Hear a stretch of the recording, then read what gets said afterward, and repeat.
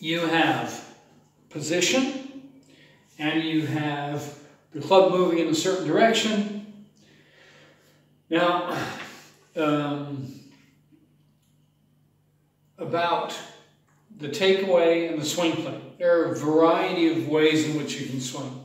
And I'm just hoping that you find the movement that fits you, not just trying to swing like a certain player, but that you figure out how you best swing the golf club.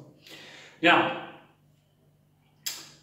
the 1970s, influenced especially by Nicklaus, had the one-piece takeaway. It was a movement where the body would turn, the arms and club that formed the triangle, they would maintain in the apartment is too small. The radius would be maintained and the club would move to the right, but there was no rotation of the forearms and there was not a lot of wrist set. So that looked, from that point of view, as if the club went there. So the wrists were very passive. Now,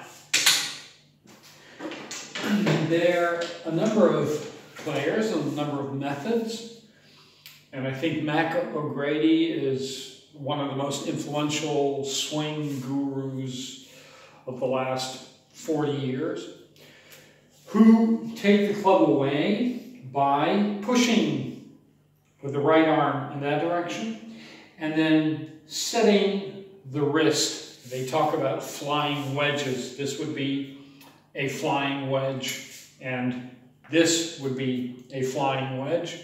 And having these two, the right hand flying wedge like this, and the left hand flying wedge, this.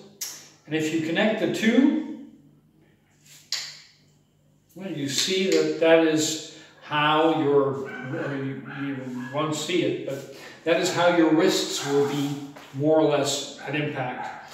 So the right wrist, people were trying to get into this position, get this right hand flying wedge, so instead of here, get it there, and get the shaft here in that direction.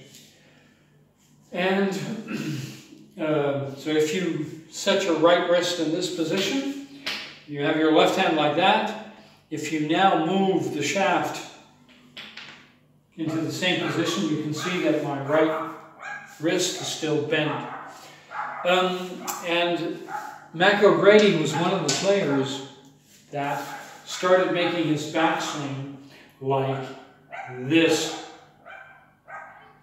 So as the club went back, there was a big wrist action first, and then there was a body turn.